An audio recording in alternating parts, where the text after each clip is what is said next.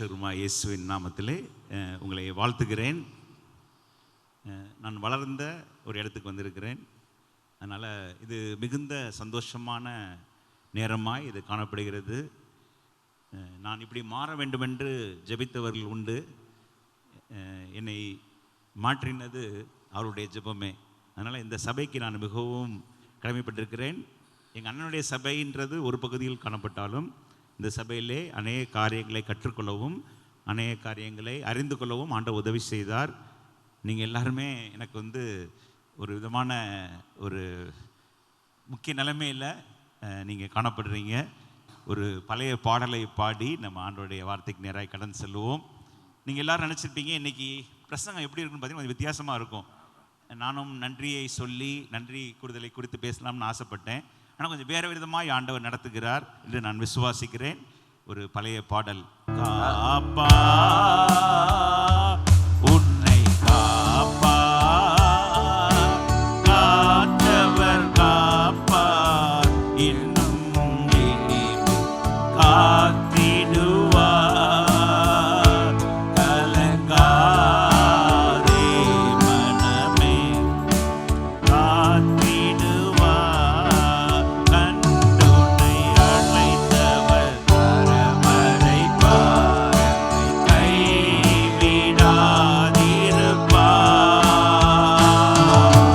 மாதங்கள் தோறும் உனக்கவர் அளித்த வாக்குகளை எண்ணிப்பார்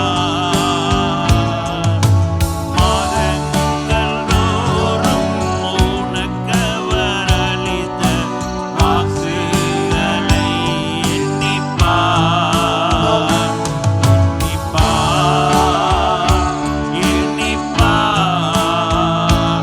எண்ணிப்பார் என்றும் அதை எண்ணிப்பார். காப்பா காப்பா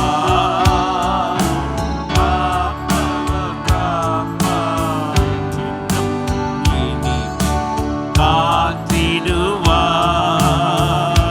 கலங்காதே மனமே காத்திடுவார். ஆம் சாமி, இந்த வருடத்தின் கடைசி வாரத்துக்குள்ளே வந்திருக்கிறோம். ஒவ்வொரு வாரமும் ஒவ்வொரு மாதமும் நீர் செய்த நன்மைகளை எண்ணி பார்த்து ஒரு புதிய ஆண்டுக்குள் நாங்கள் நுழைவதற்கு எங்களை ஆயத்தப்படுத்திக் கொள்ள இந்த செய்தியானது உம்முடைய வார்த்தையாய் காணப்பட என் தேவன் தாமே உதவி செய்வீராக. தொடர்ந்து உமக்கு எல்லா துதிகனமும் செலுத்துகிறோம். அடியே மரத்தினை வெளிப்படுவீராக. நீர் நான் ஒரு வாக்கு வல்லவன் அல்ல, ஆனாலும் உம்முடைய வார்த்தைகளை நீர் என்னுடைய வாயின் மூலமாய் போட்டு நீர் அனுப்பி வந்திருக்கிற ஒவ்வொருவருக்கும் இந்த வார்த்தையானது மிகுந்த நன்மையும் பிரயோஜனத்தையும் கொடுக்க உதவி செய்வீராக. எல்லா துதிகனம் செலுத்தி ஜெபிக்கிறோம் நல்ல பிதாவே, ஆமென். இந்த நாளின் செய்தியின் தலைப்பு God's international delays and inevitable delays. அதாவது ஆண்டவருடைய தீர்மானிக்கப்பட்ட சில தாமதங்களும் அல்லது வேண்டுமென்றே ஏற்படுத்தப்பட்ட சில தாமதங்கள் மற்றும் தவிர்க்க முடியாத தாமதங்கள். வேதத்தில் இப்படிப்பட்ட தாமதங்கள் ஏற்பட்டிருக்கு. இந்த ரெண்டு தாமதத்துக்கும் கடவுள் என்ன செஞ்சிருக்காரு பார்த்தீங்கன்னா, ஒரு பெரிய அற்புதமான நிறைய அற்புதங்களை செய்திருக்கிறார். அது எப்படி அற்புதம்னா எக்ஸ்ட்ராடினரி மிராக்கிள்ஸ். எங்கெல்லாம் ஆண்டவர் வேணுமென்றே தாமதமாய் செயல்பட்டாரோ அல்லது எங்கெல்லாம் தவிர்க்க முடியாமல் ஆண்டவர் செயல்படையான நிலைமை காணப்பட்டுச்சோ அந்த இடத்துல எல்லாமே ஆண்டவர் என்ன பண்ணார், ஒரு அழகான ஒரு அற்புதத்தை செய்திருக்கிறார். நீங்கள் இந்த மாதம் வருஷ கடைசியில் வந்திருக்கீங்க. நேற்று நைட்டு திடீர்னு நான் ஃபின்னிக்கு ஒரு மெசேஜ் போட்டேன். என்னென்னா, எனக்கு இந்த வருஷத்துடைய 12 மாதம் வாக்குத்தத்தத்தையும் அனுப்பு அப்படின்னு. என்னென்னா, நம்ம ஒரு ரீகேப் பண்ண போகிறோம். என்ன பண்ண போகிறோம்? திரும்பி பார்க்கணும், லுக்கிங் பேக். நம்ம இந்த வருஷம் ஃபுல்லும் ஆண்டவர் நமக்கு எத்தனை வார்த்தை கொடுத்துருக்காரு? 12 மாதமும் 12 வார்த்தை கொடுத்தாரு. கரெக்டா? ஒருவேளை அதை நீங்கள் மறந்துருப்பீங்களா? ஒரு சில எழுதி வச்சுருப்பீங்க. அதை நான் ஒரு ரீகேப் மாதிரி பண்ண போகிறேன். சென்னையில் அல்லது எந்த இடத்துல மெட்ரோ ரயில் பண்ணி நடக்குதோ அந்த இடத்துல ஒரு வார்த்தை எழுதி போட்டிருப்பாங்க. என்ன அப்படின்னு பார்த்தீங்கன்னா, inconvenience today for better tomorrow. Inconvenience today for better tomorrow. நம்முடைய வாழ்க்கையில் சில நேரம் சில தடங்கள் ஏற்படலாம். அது கொஞ்சம் கஷ்டமாக தான் இருக்கும். ஆனால் பின்னால் ஒரு நன்மை இருக்கிறது. உங்களுடைய வாழ்க்கையிலும் என் வாழ்க்கையிலும் சில தடங்கல்கள் ஏற்பட்டாலும் ஏற்படுத்தப்பட்டாலும் பின்னாளில் அதை நன்மையாய் ஆண்டவர் மாற்றி தருகிறார். ஏன்னா நம்முடைய தேவன் தீமைகளை நன்மையாய் மாற்றுகிற தேவனாய் இருக்கிறார். கடந்த வாரம் நான் ஒரு கிறிஸ்மஸ் செய்தியை கொடுக்க ஆண்டவர் எனக்கு உதவி செய்தார். அதில் எனக்கு ஒரு சின்ன ஒரு எக்ஸாம்பிள் அது சொன்னேன். அதை திரும்ப உங்களுக்கு சொல்ல ஆசைப்படுறேன். நம்முடைய வாழ்க்கையில் சில நேரம் தாமதங்கள் ஏற்படும் போது கொஞ்சம் சோர்ந்து போகிறோம். அப்படி தானே? தாமதங்கள் ஏற்படும் போது சோர்ந்து போகாதவங்க யாரும் இருக்க முடியாது. நமக்கு எல்லாமே இன்றைக்கி என்ன, இன்ஸ்டன்ட் ரைஸ், இன்ஸ்டன்ட் நூடுல்ஸ், எல்லாமே இன்ஸ்டண்ட்டாக நடக்கணும்னு நினைக்கிறோம். ஆனால் இன்ஸ்டண்ட்டாக எது கிடைச்சாலும் அது ரொம்ப டேஸ்டியாக இருக்காது. டேஸ்டியாக இருந்தால் கூட அது அநேக பின் விளைவுகளை ஏற்படுத்தும். ஆனால் சில காரியங்கள் நம்ம பொறுமையாக காத்திருந்தால் என்ன ஆகும்னு பார்த்தீங்கன்னா நமக்கு ஒரு முழுமையான ஆசீர்வாதத்தை பெற்றுக்கொள்ள முடியும். நிறைய டீச்சர்ஸ் இங்கே இருப்பீங்க, அதனால் உங்களுக்கு இந்த எக்ஸாம்பிள் புரியும்னு நினைக்கிறேன். ஒரு சின்ன பையன், அவனுக்கு என்ன ஒரு ஆசை அப்படின்னா, இந்த பட்டர்ஃப்ளை அழகாய் இருக்கிறதே அதோடைய வளர்ச்சியை அவன் கண்காணித்து கொண்டே இருந்தான். இந்த உலகத்திலே நீங்கள் பார்த்து ரசிக்கக்கூடிய கலர்ஃபுல் க்ரீச்சர் எதுனா பட்டர்ஃப்ளை தான். அந்த பட்டர்ஃப்ளைனா அந்த வண்ணத்து பூச்சி. அந்த வண்ணத்து பூச்சி இன்றைக்கி நம்ம நிறைய இடத்துல பார்க்க முடியாது. சில இடத்துல அதுக்குன்னே பட்டர்ஃப்ளை பார்க்குன்னு வச்சுருக்குறாங்க. நீங்கள் நிறைய பேர் அழகான சேலை சாரி உடுத்திருக்கீங்க. இதுக்கு சில இன்ஸ்பிரேஷன் எங்கே இருந்திருக்குன்னு பார்த்தீங்கன்னா இந்த பட்டர்ஃப்ளையில் உள்ள கலர் தான். ஆனால் அந்த கலருக்கு மேட்ச் பண்ணவே முடியாது. ஒவ்வொரு பட்டர்ஃப்ளையும் யூனிக்காக இருக்கும், ரொம்ப அழகாக இருக்கும். அப்போ அப்படிப்பட்ட ஒரு பட்டர்ஃப்ளையை பார்க்கணுன்னு ஆசைப்பட்ட அந்த பையன் அதனுடைய வளர்ச்சியை பார்த்து கொண்டிருந்தான். அந்த பட்டர்ஃப்ளைக்கு 4 பருவங்கள் உண்டு. முதலாவது ஒரு புழுவாய் அதை ஆரம்பித்து அப்புறம் என்ன ஆகுதுன்னு பார்த்தீங்கன்னா அது இந்த பரிணாம வளர்ச்சி ஏற்பட்டு லார்வா, பியூப்பா, தென் பியூட்டிஃபுல் பட்டர்ஃப்ளை அப்படின்னு சொல்லப்படுகிறது. அப்போ அந்த 4 பருவத்துக்கும் அதற்குரிய நேரங்கள், அதற்குரிய சில சூழ்நிலைகள் ஏற்பட வேண்டும். நம்முடைய வாழ்க்கையிலும் ஒரு முழுமையான வளர்ச்சியை அடைய, அது ஆவிக்குரிய வாழ்க்கையாய் காணப்படலாம் அல்லது உலக பிரகாரமான வாழ்க்கையாய் காணப்படலாம். அது எதுவாக இருந்தாலும் சில சீசன்ஸ் தேவைப்படுது. அந்த சீசன்ஸ் கரெக்டாக முடிகிற வரைக்கும் நம்ம வெயிட் பண்ணணும். இந்த உலக பிரகாரமாக 4 சீசன் சொல்கிறாங்க. என்ன காரணம்னா ஒவ்வொரு சீசனுக்கும் ஒரு ஸ்பெஷாலிட்டி இருக்குது, ஒரு பெக்குலியாரிட்டி இருக்குது, அதில் நன்மைகள் இருக்குது. நம்ம பார்த்திங்கன்னா நமக்கு சம்மர் பிடிக்காது, சிலவங்களுக்கு வின்டர் பிடிக்காது, எல்லாருக்குமே சில காரியங்கள் இருக்குது. ஆனால் இந்த 4 பருவங்களையும் கடந்தால் தான் முழுமையான ஒரு பட்டர்ஃப்ளையாக வர முடியும். இந்த தம்பி அதை கவனித்து பார்த்துட்டே இருந்தான். நாள் ஒன்று வந்தது, அவனுக்கு கொஞ்சம் பொறுமை இழந்து விட்டான். என்ன இந்த பட்டர்ஃப்ளை வரமாட்டேந்து, கூட்டை விட்டு வெளியே வரமாட்டேந்து, ரொம்ப நாளாக உள்ளவே இருக்குன்னு சொல்லி என்ன பண்ணான், ஒரு பிளேட் எடுத்து என்ன பண்ணிட்டான், அந்த அதோடைய சுற்றி இருக்க அந்த கூட்டை என்ன பண்ணிட்டான், அறுத்துட்டான். அவன் நினச்சான் நான் பட்டர்ஃப்ளைக்கு உதவி செய்கிறேன். ஆனால் என்ன வந்துச்சு பார்த்தீங்கன்னா அவன் செய்த உதவி இல்லை, உதவி மாதிரி தெரிஞ்சிச்சு. சில நம்முடைய வாழ்க்கையிலும் சில காரியங்களை நாமே செய்ய முற்படும் போது ஆண்டோடைய நேரம் வருவதற்கு முன்பாக நாமே முற்பட்டால் இப்போ என்ன நடந்துச்சுன்றதை நான் சொல்ல விரும்புகிறேன். என்னன்னு பார்த்தீங்கன்னா அந்த பட்டர்ஃப்ளை வெளியே வந்துச்சு. ஏன்னா அவன் செய்தது, அவன் நினச்சான் நான் இந்த பட்டாம்பூச்சிக்கு நான் உதவி செய்ய விரும்புகிறேன், அதனால் நான் என்ன பண்ணுகிறேன், என்னால் உயர்ந்த உதவியை அந்த பட்டாம்பூச்சிக்கு செய்யலாம் என்று சொல்லி நான் ஆசைப்பட்டு கட் பண்ணி விட்டான். பட்டர்ஃப்ளை வெளியே வந்துச்சு. ஆனால் பாவம் என்னன்னு பார்த்தீங்கன்னா அதால் பறக்க முடியலை. நம்முடைய வாழ்க்கையிலும் சில நேரம் சில மனித உதவிகள், அவசியமில்லாத சில மனிதர்களுடைய உதவிகள் நமக்கு வரும். அது ஆசீர்வாதத்தை கொண்டு வருகிற மாதிரி தோணும். ஆனால் கடைசியாக பார்த்தீங்கன்னா நீங்கள் விரும்புகிற மாதிரி தெரிஞ்சால் கூட அந்த ஆசீர்வாதம் ஒரு முழுமையாய் காணப்படாது. ஏன்னா தேவன் தரும் ஆசீர்வாதம் ஐஸ்வர்யத்தை தரும், அதனோட வேதனையை கூட்ட. அன்றைக்கி மனுஷன் ஒரு ஆசீர்வதிச்சான்னு வச்சுக்கோங்களேன், அவன் நமக்கு உதவி செஞ்சான்னு வச்சுக்கோங்க, அவன் சாகும் வரை அதை யோசித்து கொண்டு இருப்பான், அதை சொல்லி காமிச்சுக்கிட்டே இருப்பான். இன்றைக்கி அப்படி தான் உலகத்தில் மக்கள் காணப்படுறாங்க. நம்முடைய தேவன் ஒருவர் தான் எப்பவுமே பார்த்திங்கன்னா தான் செய்கிற காரியத்தை குறித்து ரொம்ப சந்தோஷமாக செய்வார். ஏனென்றால் அவருக்கு ஒரு தகப்பனின் இருதயம் உண்டு. இந்த நாளிலே இந்த வார்த்தையை கேட்கிற நீங்களும் நானும் அந்த சிறுவனை போல சில நேரத்தில் என்ன பண்ணுறோம், சில தீர்மானங்களை என்ன பண்ணுகிறோம், நாம எடுத்துக்கிடுகிறோம். அந்த டைமுக்காக வெயிட் பண்ணாதபடி என்ன பண்ணுறோம், நம்ம என்ன பண்ணுறோம், அவசரப்பட்டு எடுத்து விடுகிறோம். என்ன ஆகுதுன்னா ஆண்டவர் பார்க்கிற வண்ணமாக இது அமையாதபடி நாம் எதிர்பார்த்த மாதிரி அது அமைந்ததுனால அதில் நல்ல ஒரு blessing காணப்பட முடியாது. ஒருவேளை ஒரு புதிய வருடத்துக்கு நுழைய போகிறோம். வருகிற நாட்களில் எப்படிப்பட்ட காரியத்தை செய்யாதபடி ஆண்டவர் நமக்கு ஞானத்தை தருவாராக. இப்போ பார்த்தீங்கன்னா ஒரு ஒரு வேர்ட் சொல்லப்படுகிறது, God's delays are not God's denials. தேவனின் தாமதங்கள் தேவனின் மறுப்பல்ல. தேவனின் தாமதங்கள் தேவனின் மறுப்பல்ல. இன்னைக்கு ஒரு சிறு குழந்தை இருக்குன்னு வச்சுக்கோங்களேன்.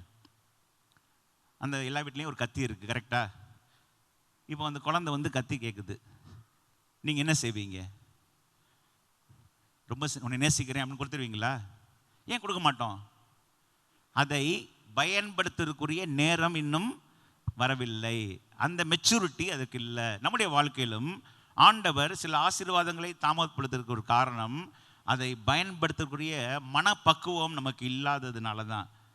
உதாரணத்துக்கு இன்றைக்கி எல்லாம் போன பிறகு என்ன பண்ணுங்க, வீட்டில் குக்கர் வைக்கிறீங்க, எல்லாம் நல்லா சமைப்பீங்கன்னு நினைக்கிறேன், விசுவாசிக்கிறேன். இப்போ பார்த்தீங்கன்னா அந்த குக்கர் என்ன ஆகுது, விசில் அடி வருது.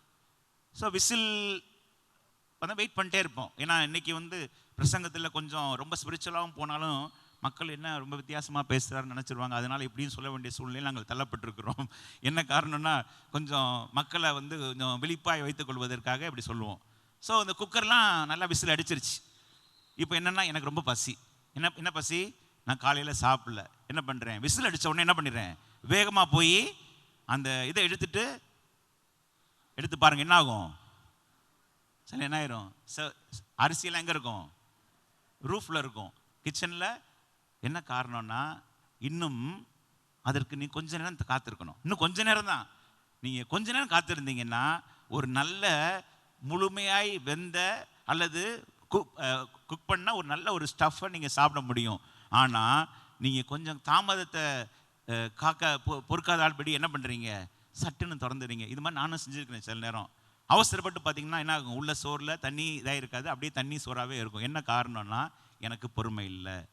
இந்த வார்த்தையை கேட்கிற நீங்களும் நானும் அநேக நேரத்தில் ஆண்டவர் ஒரு நல்ல காரியங்களை நமக்காக ஆயத்தப்படுத்தி வைத்திருக்கிறார்.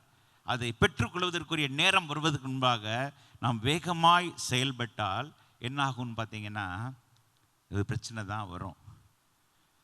ஒரு சமயம் ஒரு தேவ ஊழியர் அவர் தன்னுடைய பிரயாணத்துக்கென்று, இன்றைக்கி பார்த்தீங்கன்னா நிறையா பஸ் இருக்குது, அப்படி தானே? இன்றைக்கி பார்த்தீங்கன்னா விதவிதமான பஸ்ஸு, வால்வோ, அது ரொம்ப கம்ஃபர்டபுளாக இருக்கும்.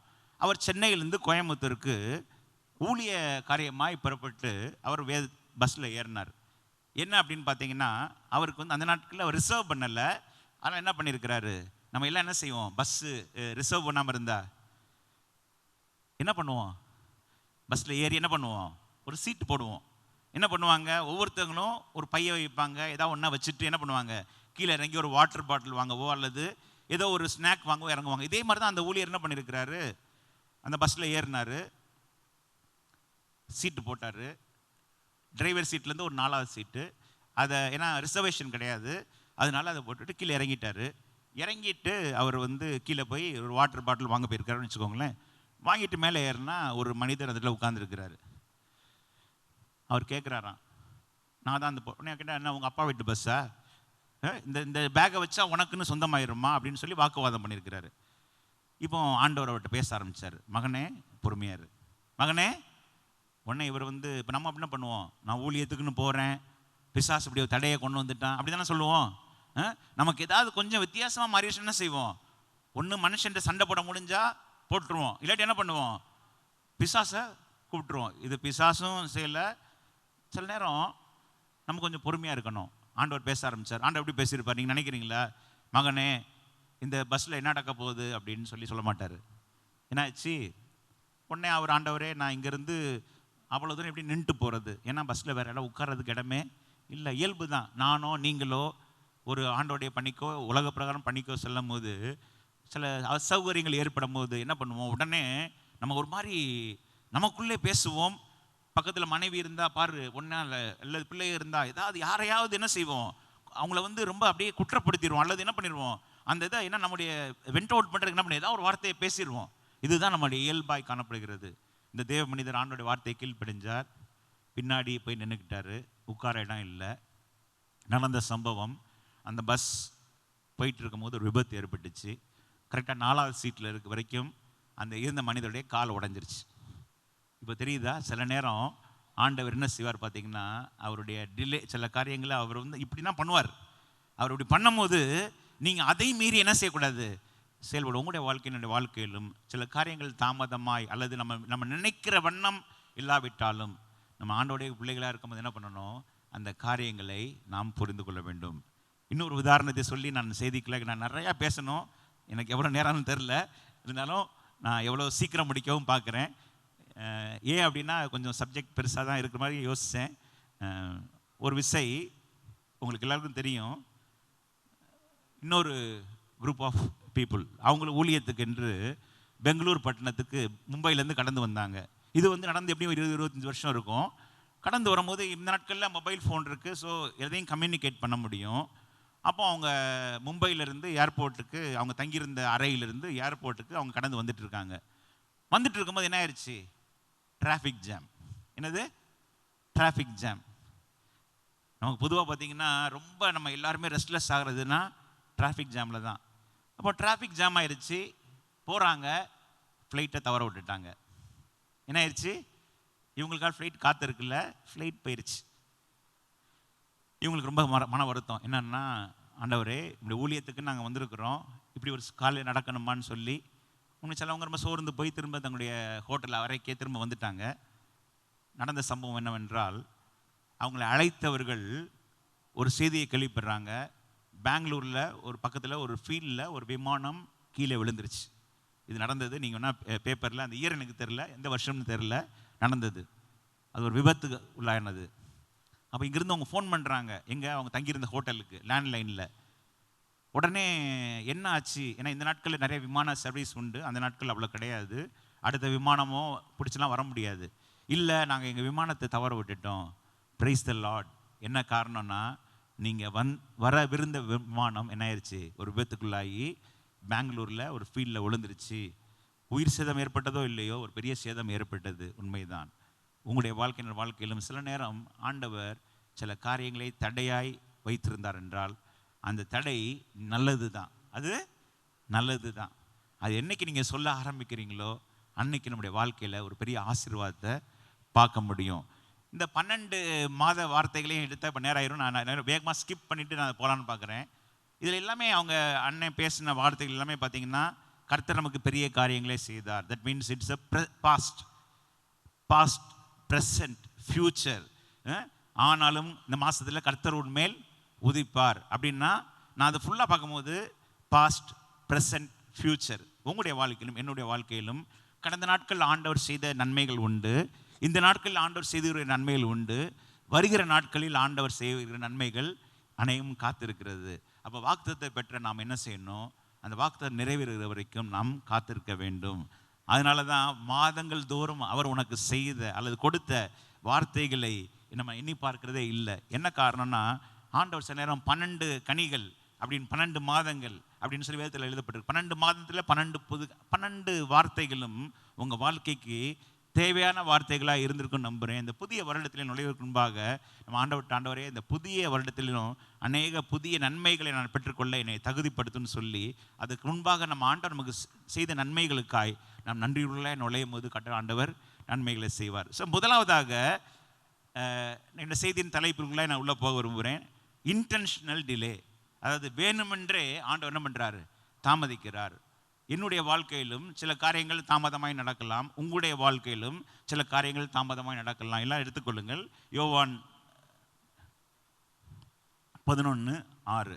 அவன் வியாதியாய் இருக்கிறதாக அவர் கேள்விப்பட்ட போது தாம் இருந்த இடத்திலே பின்னும் 2 நாள் தங்கினார்.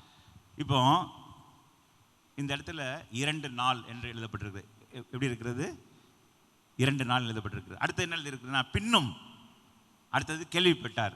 நீங்கள் இந்த வசனத்தை நல்லா வாசித்து பார்த்தீங்கன்னா, ரொம்ப எனக்கு அதை வாசிக்கும் போது அதுக்கு முன்பாக ஒரு 4 வசனத்தில் ஒரு இந்த ஆக்கியோன் எழுதியிருக்கிறாரு. அந்த குடும்பத்தை குறித்து ஒரு இன்ட்ரோடக்ஷன் கொடுத்துருக்கிறாரு. சில சம்பவத்துக்கு முன்பாக ஆண்டவரும் அவங்களும் எப்படி க்ளோஸாக இருந்திருக்காங்கன்னு சொல்லி. ஏன்னா இன்னைக்கு வியாதிப்பட்டு எத்தனை பேர் இருந்திருக்கலாம், நமக்கு நம்மளை பாதிக்காது. ஆனால் ஆண்டவருக்கும் அந்த குடும்பத்துக்கும் உள்ள உறவு அப்படி இருந்தது.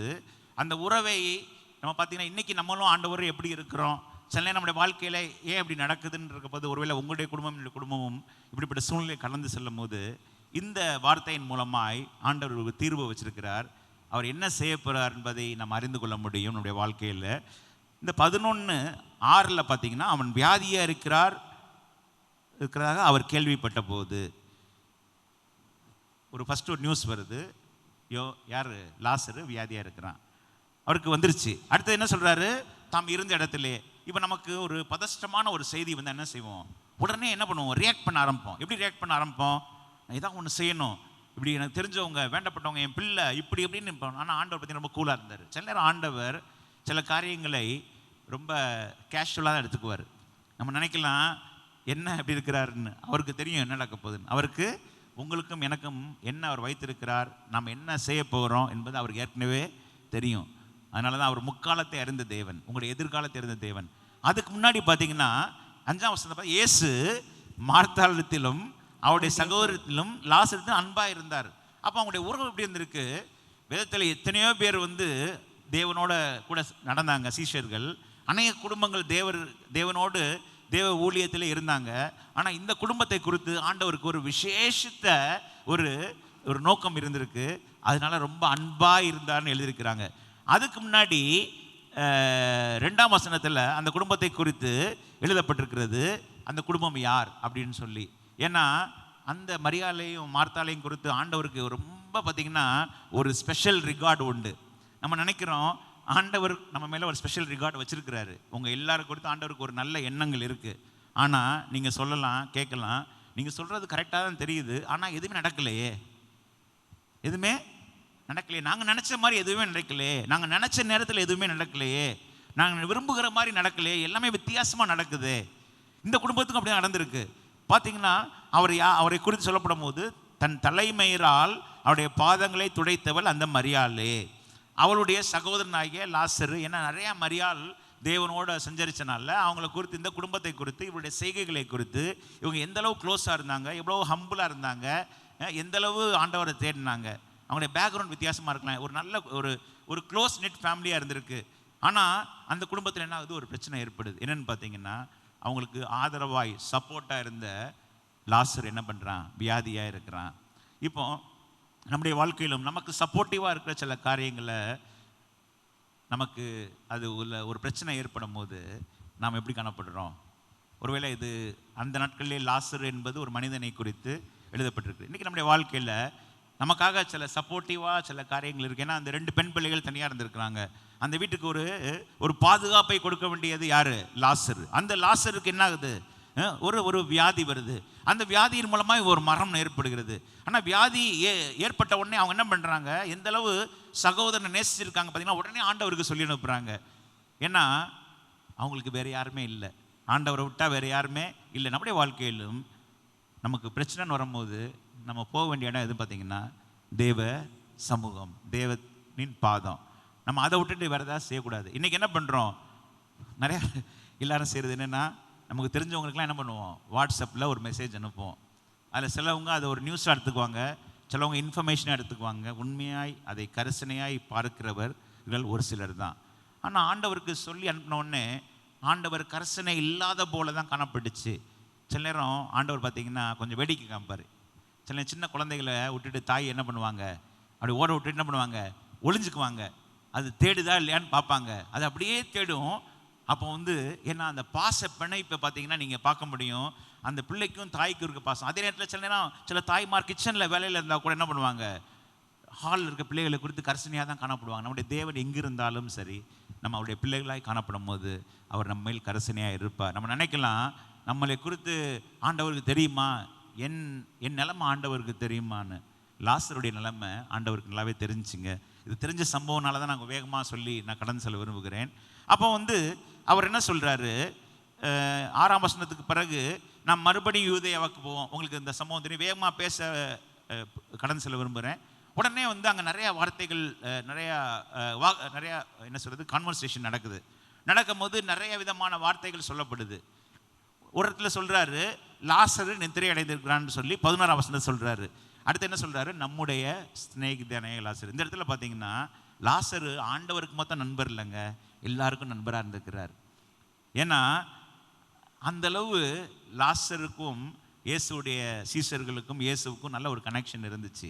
அப்படி தான் அதில் எழுதப்பட்டிருக்கு. அப்போ அவர் என்ன சொல்கிறாரு, நான் எழுப்ப போகிறேன். உடனே ஒருத்தர் சொல்கிறாரு, அவன் நித்திரை அடைந்தால், இங்கிலீஷில் பார்த்தீங்கன்னா தூங்கிட்டு இருக்கான், எழும்பிடுவான், இதுக்கு ஆண்டவர் போகணும். சில நேரம் நம்ம வாழ்க்கையில் சில காரியங்கள் இப்படி தான் கொஞ்சம் விகற்பமாக நடக்கிற மாதிரி தோணும். ஆனால் ஆண்டவருக்கு எல்லாமே தெரியும். சுற்றி உள்ள மக்கள் வித்தியாசமாக பேசுவாங்க. எப்படி பேசுனாங்க, அவன் நித்திரை அடைந்தால் சுகமடைவான் என்றார்கள்.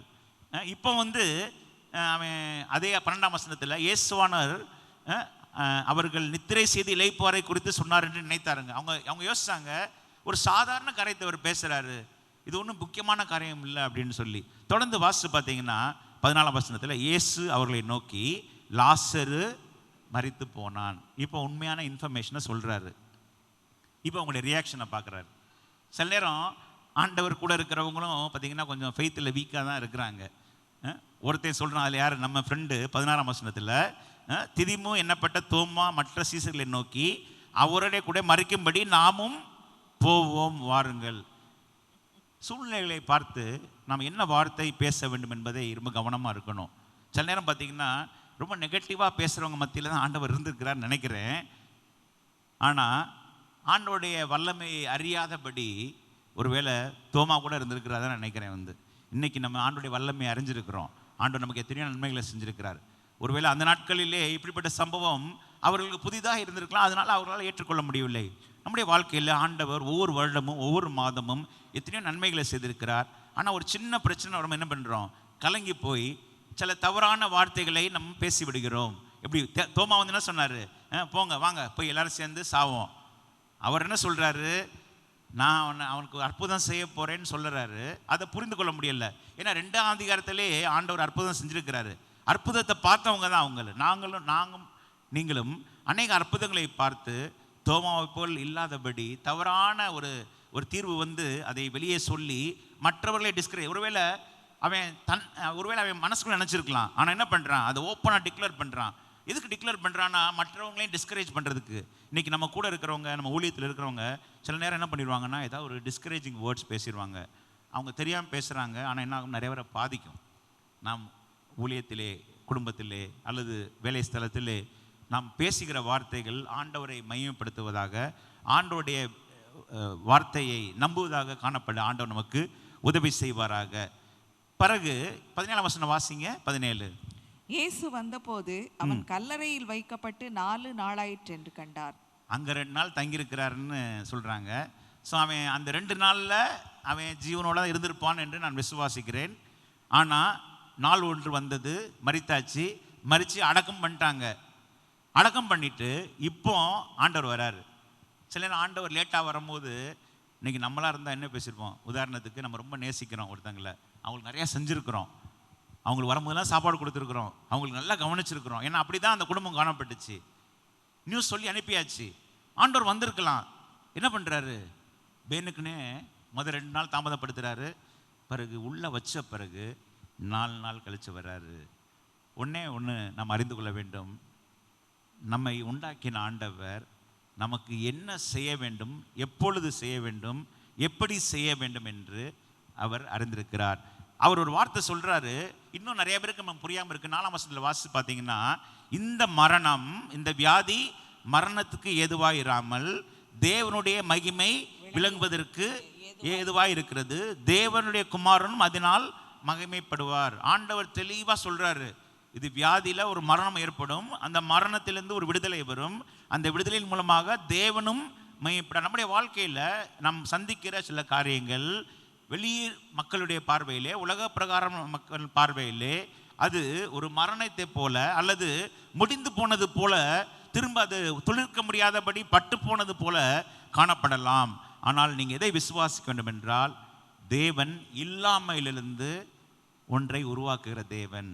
நாம் நினைக்கிறோம் நம்முடைய ஆண்டவருடைய பியூட்டி என்னன்னு பார்த்தீங்கன்னா, எது இல்லையோ அதுலேருந்து ஒன்றை கொண்டு வர முடியும். நம்ம ஆண்டவருக்கு அது ரொம்ப லேசான காரியம். இஸ்ரேல் மக்களுக்கு கேட்டது என்ன கேட்டாங்க, மண்ணா கேட்டாங்க, எங்கேருந்து கொடுத்தாரு, வானத்திலேருந்து கொடுத்தாரு. அடுத்து காடையை கேட்டாங்க, காற்றை அனுப்புனார். நம்முடைய வாழ்க்கையிலையும் இந்த மாதிரி நிறைய காரியங்களில் ஆண்டவர் செஞ்சுருக்கிறாரு. நீங்கள் நினச்சி பாருங்கள், ஒரு 40 வருஷத்துக்கு முன்பாக 30 வருஷத்துக்கு முன்பாக உங்கள் வீட்டில் நீங்கள் எப்படி இருந்தீங்க? எத்தனை பேருக்கு உங்களுடைய ஃபினான்ஷியல் ஸ்டேட்டஸ் எப்படி இருந்துச்சு? எத்தனை புடவை வச்சுருந்தீங்க? அப்படி கேட்போம். இன்றைக்கி பார்த்தீங்கன்னா எல்லா வீட்லேயும் பார்த்தீங்கன்னா பீரோ பத்த மாட்டேங்குது. என்ன காரணம் அப்படின்னு பார்த்தீங்கன்னா, இது நாங்களாம் வந்து உண்மையாகவே நான் யாரையும் குறைவாக சொல்லலை. ஸோ டிஸ்க்ளைமர் மதியம் வாங்கிடுறேன். எல்லா வீட்லேயும் நடக்கிற காரியம் தான். இன்றைக்கி கிறிஸ்மஸ் சென்றால் பார்த்தீங்கன்னா நம்ம சந்தோஷப்படுறோமோ இல்லையோ, துணி கடைக்காரன் நல்லா சந்தோஷப்படுறான். என்ன காரணம்? நாளைக்கு இடத்துல பார்த்தீங்கன்னா நான் ரோட்டில் கிராஸ் பண்ணி போகிறேன், ஒரு கிறிஸ்மஸ் ட்ரீ வச்சுருக்காங்க ஒரு பியூட்டி பார்லருக்கு வெளியே. அவங்களுக்கு ஏசு கிறிஸ்துனா என்னன்னு தெரியாது, எதுவுமே தெரியும். என்ன காரணம்னா, நம்ம மக்கள் கிறிஸ்மஸ்னால் என்ன பண்ணணும்? உடை அலங்காரம், உடல் அலங்காரம் எல்லாத்துக்கும் என்ன பண்ணுறாங்க? முக்கியத்துவம் கொடுத்துட்டு இருக்காங்க. அப்படி தான் அவங்க காணப்படுறாங்க. ஆனால் ஆண்டவர் நமக்கு செய்த நன்மைகளை நினைத்து நம்ம யோசிப்பதே இல்லை. ஒரு காலத்தில் நமக்கு வந்து ஒரு சின்ன வீடு, ஒரு சின்ன வாகனம், ஒரு 2 வீலர் அப்படி இருந்ததெல்லாம் மாறி இன்றைக்கி ஆண்டவர் என்ன பண்ணியிருக்கிறாரு? நமக்கு ஒரு நல்ல வீடை கொடுத்துருக்கிறாரு. அப்போ ஆண்டவர் நமக்கு நன்மை செஞ்சுருக்கிறாரு இல்லையா? அதுவும் ஆண்டவர் மையப்பட்டிருக்காரு. இன்றைக்கி நம்ம சுற்றி இருக்கிற அநேக மக்கள் கர்த்தர்களுக்கு பெரிய காரியங்களை செய்தார் என்று புறஜாதிகளுக்குள்ளே சொல்லி கொண்டாங்க. அது வசனம் அவங்க கேட்டீங்க. இன்னைக்கு அது சொல்லிட்டு தான் இருக்கிறாங்க. ஆனால் நம்ம என்ன பண்ணுறோம்? இன்னும் ஆண்டவருடைய வார்த்தையை நாம் முழுவதும் விசுவாசிக்கிறபடி இன்னும் சந்தேகத்தோடு காணப்படுகிறோம். ஆண்டவர் இந்த இடத்துக்கு வந்துட்டார். வந்த உடனே ஃபஸ்ட்டு மரியாள் வர்றாங்க. வந்த உடனே மார்த்தாள் வராங்க. என்ன பேசுகிறாங்க?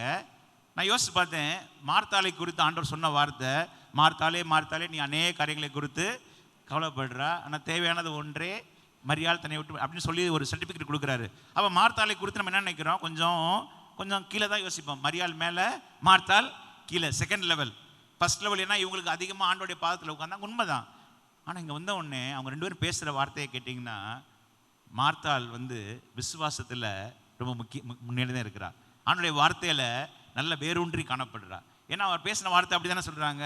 அவர் தொடர்ந்து ஆண்டவர்கிட்ட பேசிகிட்டு இருக்கா பாருங்க. அந்த ஒரு 6-7 வசனம் நீங்கள் வாசித்து பார்த்தீங்கன்னா, ஆண்டவராக இயேசு கிறிஸ்துவும் மார்த்தாலும் பேசுகிற வார்த்தைகள் ரொம்ப ஸ்பிரிச்சுவலாக பேசுவா. நம்ம கூட சில நேரம் என்ன பண்ணுறோம்? ஸ்பிரிச்சுவலாக பேசுகிறோம். என்ன சொல்கிறாங்க? நீங்கள் இருந்தால் என்னுடைய சகோதரன் மறிக்க மாட்டானே. அவர் சொல்லிட்டு போகிறாரு, இதோ உலகத்தின் முடிவு பரியந்தம் சகல நாட்களில் நான் உங்களோட கூட இருக்கிறேன்னு சொன்னது உங்களுக்கா, எனக்கா, அவங்களுக்கா? நம்ம எல்லாருக்கும் ஆண்டவர் சொல்லியிருக்கிறாரு. ஸோ இதோ உலகத்தின் முடிவு பரியந்தம் சகல நாட்களிலும் நான் உங்களோடு இருக்கிறேன். நம்ம என்ன நினைக்கிறோம்? ஆண்டவர் இல்லாதபடி எப்படி மார்த்தாள் பேசுகிறா? நீங்கள் இருந்தால் அப்படி நடந்திருக்குமா? இது இயல்பு தான். நம்ம என்ன நினைக்கிறோம்? நம்ம வாழ்க்கையில் ஒரு பிரச்சனை வரும்போது, இந்த சூழ்நிலை எனக்கு சாதகமாக இருந்தா, இந்த மனிதர் என் கூட இருந்தா, இந்த வசதி எனக்கு இருந்துச்சுன்னா, அல்லது இந்த வேலை எனக்கு இருந்துச்சுன்னா இது நடந்திருக்குமான்னு சொல்லி இல்லை. ஆண்டவர் மறைமுகமாக உங்களுடைய சூழ்நிலையை பார்த்துட்டு தான் இருக்கிறாரு. தொடர்ந்து பார்த்தீங்கன்னா அடுத்த மரியாள் வரா. அவளும் அதே தான் சொல்கிறா. எல்லாம் சொல்லியாச்சு. சொன்ன பிறகு இப்போ ஆண்டவர் செயல்பட வேண்டிய நேரம் வந்துருச்சு. ஒருவேளை உங்களுடைய வாழ்க்கையிலையும் நீங்கள் எப்போ சோர்ந்து போய் எல்லாம் முடிஞ்சிருச்சுன்னு சொல்லியிருக்கும் போது அவன் சொல்கிறா, நாருமே 4 நாளாயிற்றே. அப்படி தான் இருக்கும் சூழ்நிலை. நம்முடைய வாழ்க்கையிலும் சில சூழ்நிலை அப்படியே இருக்கும். நாரி போனது போல காணப்படலாம். அதற்கு தீர்வே இல்லாதது போல 4 நாளாயிற்று அப்படின்னா என்ன அர்த்தம்னா, இதற்கு பிறகு இது ரிவைவ் பண்ணுறதுக்கு வாய்ப்பே இல்லை. சில நேரம் உங்கள் வாழ்க்கையும் வாழ்க்கையிலும் சில காரியங்களை ரிவைவ் பண்ணதற்கு வாய்ப்பே இல்லைன்னு சொல்லி நீங்கள் தீர்மானிக்கும் போது ஆண்டவர் செயல்பட ஆரம்பிப்பார்.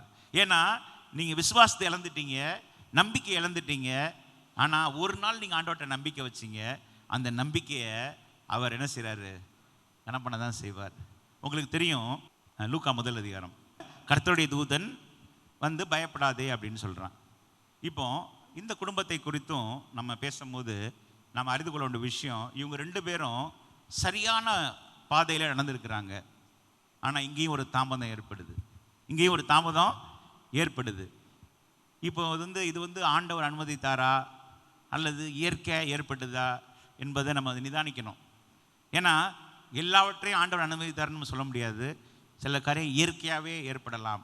இவங்களை குறித்து சொல்லப்படுவது ஆக்கியோன் அழகாக என்ன சொல்லியிருக்கிறார் பார்த்தீங்கன்னா, 2 பேர் எப்படி இருக்கிறாங்கன்னா, 5ஆம் வசனத்தில் 5-6 வாசித்து பார்த்தீங்கன்னா, லூக்கான சுவிசேஷம் 1ஆம் அதிகாரம் 6ஆம் வசனம், அவள் இருவரும் கர்த்தரிட்ட சகல கற்பனைகளின்படியையும் நியமங்களின்படியையும் குற்றமற்றவர்களாய் நடந்து தேவனுக்கு முன்பாக நீதி உள்ளவர்களாக இருந்தாங்க. ஒரு நல்ல சர்டிஃபிகேட் இவங்களை குறித்து. அப்போ இவங்க ஒரு நல்ல ஒரு எக்ஸாம்பிள் லைஃப் தான் வாழ்ந்துருக்கிறாங்க. ஒருவேளை நம்முடைய வாழ்க்கையிலும் நம்ம ஆண்டவருக்கு முன்பாக ஒரு சரியான வாழ்க்கை வாழ்ந்தாலும் நாமும் சில பிரச்சனைகளை எதிர்கொள்ள வேண்டிய நேரம் வரும். ஒருவேளை நீங்கள் நினைக்கலாம், நான் ஊழியம் செய்கிறேன், நான் சரியாக இருக்கிறேன், தசமம் கொடுக்குறேன், ஜெபிக்கிறேன், அநேகருக்கு ஆண்டவரை பற்றி அறிவிக்கிறேன், என் குடும்பத்தில் ஏன் இப்படி என்று நினைக்கலாம். நம்ம யாரும் விதிவிலக்கல்ல, எல்லாரையும் ஆண்டவர் பார்த்துட்டு இருக்கிறார். ஒருவேளை நீங்களும் நானும் இந்த கேட்டகரியில் இருந்தால் கூட உங்களுக்கும் ஆண்டவர் அற்புதம் செய்ய முடியும் என்பதை இந்த சம்பவத்தின் மூலமாய் சொல்ல விரும்புகிறேன். 7ஆம் வசனத்தை சொல்கிறது, எலிசபெத்து மலடியாக இருந்தால். என்ன அப்படின்னா, அது 2 விதமான கேட்டகரி இருக்குது. ஒன்று ஒரு வாய்ப்புள்ள ஒரு நிலைமை, ஒரு வாய்ப்பில்லாத நிலைமை. Medically she is not fit to have a baby. மருத்துவத்தின்படி ஒரு குழந்தை பெறுவதற்குரிய தகுதியை இழந்தவள் தான் யாரு? எலிசபெத்து. தொடர்ந்து அந்த வசன வாசி பார்த்தீங்கன்னா, இருவரும் வயது சென்றவர்களாக இருந்தாங்க. அது பார்த்தீங்கன்னா இன்னொரு படி மேலே நம்முடைய ஆண்டவர் யார் என்றால் பார்த்தீங்கன்னா, இயற்கைக்கு அப்பாற்பட்ட விதமாக என்ன செய்கிறார்? அவர் கிரியை செய்கிற தேவனாக இருக்கிறார்.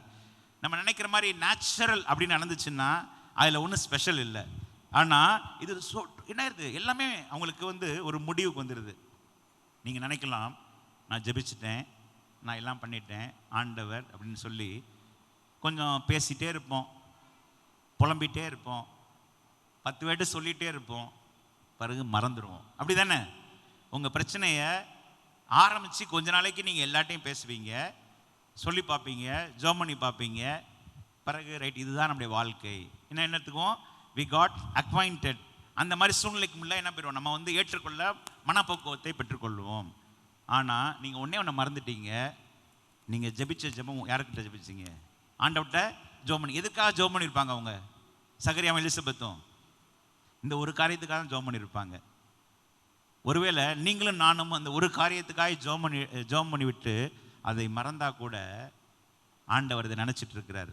மறந்துடாதீங்க, நீங்களும் நானும் நினைக்க வேண்டிய ஒரு விஷயம், நீங்கள் இந்த 11 மாதமும் 12 மாதமும் என்னென்ன காரியத்துக்காக ஜெபிச்சிங்களோ அது எல்லாமே காட்டையாக இருக்குது. ஆண்டவர் எல்லாத்தையும் என்ன பண்ணியிருக்காரு? ரெக்கார்ட் பண்ணி வச்சிருக்கிறாரு.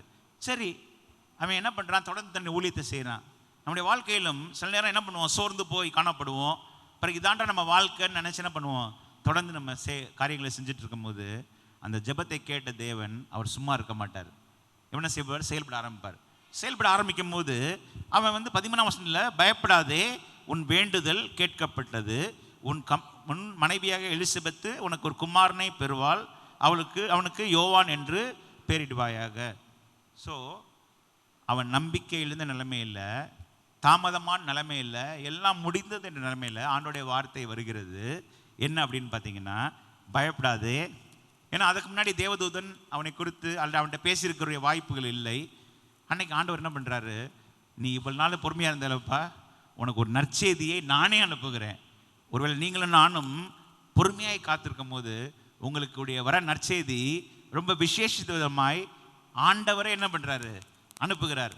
மற்றவங்களுக்கெல்லாம் சொப்பனத்தில் பேசியிருக்கிறாரு, ஆனால் பிரத்யட்சமாக என்ன பண்ணுறாரு? நீங்கள் ஆண்டவருடைய பணியில் உண்மையாக இருக்கும்போது ஆண்டவரும் உங்கள்கிட்ட பிரத்யட்சமாக இடைப்பட முடியும். அதற்கு உதாரணம் தான் யார்? சகரியா. ஆனால் அவன் யோசிச்சு பார்க்குறான். என்னன்னு பார்த்தீங்கன்னா, அவனுடைய வார்த்தை வருது, உன்னுடைய மனைவி மலடின்னு சொல்லப்பட்ட அந்த மனைவி தான், அவளுக்கு இப்படி ஒரு குழந்தை பிறக்க போகுது, அந்த குழந்தைக்கு என்ன என்ன என்ன என்ன பெயர்ன்றதோட அவன் ஒரு ஆண் மகன் என்பதையும் ஆண்டவர் என்ன சொல்கிறாரு? சொல்லிட்டு அந்த பேரையும் சொல்லிடுறாரு. நான் உங்களுக்கு எல்லாத்துக்கும் தெரியும், எனக்கு ஒரு மகா இருக்கா, அவள் பேர் ஆன் மிரக்லின். ஸோ அந்த பேரை எதுக்கு வச்சோன்னு பார்த்தீங்கன்னா அவங்களுக்கு ரொம்ப சிரிப்பாக இருக்கும். என்னுடைய திருமணத்துக்கு பிறகு ஒரு 1.5 வருடம் இருக்குன்னு நினைக்கிறேன். நாங்கள் என்னுடைய மனைவி ஒரு மத்திய அரசுடைய மருத்துவமனையில் அவங்க செவிலியராக இருந்தனால அங்கே போய் ஒரு கைனகாலஜிஸ்ட்டை போய் டெஸ்ட் பண்ண போகிறாங்க. டெஸ்ட் பண்ணி பார்க்கும்போது அவங்க சொன்ன வார்த்தை என்னன்னு பார்த்தீங்கன்னா, அது பேபி கிடையாது, இது ஒரு விதமான கட்டி, சிஸ்ட் தான் சொன்னாங்க. என்ன சொன்னாங்க? ஒரு சீனியர் கைனகாலஜிஸ்ட்டு அப்படி ஒரு வார்த்தையை சொல்ல முடியாது. என்ன காரணம்னா, அவங்க இருக்கிறது ஒரு பெரிய மருத்துவமனை. அந்த மருத்துவமனையில் இருக்க ஒரு சீனியர் கைனகாலஜிஸ்ட் தவறான ஒரு காரியத்தை சொல்ல முடியாது. சரி, இந்த வார்த்தை சொல்லப்பட்டுருச்சு. நீங்கள் என்ன செஞ்சுருப்பீங்க? நான் என்ன செஞ்சுருப்போம்? சோர்ந்து போயிருப்போம். அப்படி தானே?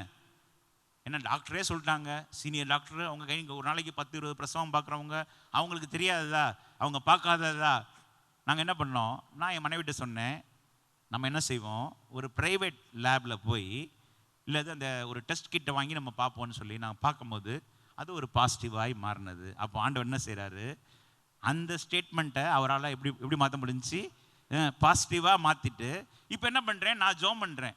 என்ன ஜோம் பண்ணுறேன் அப்படின்னா, தெரியாமல் அவளை ஆசீர்வதின்ட்டேன்.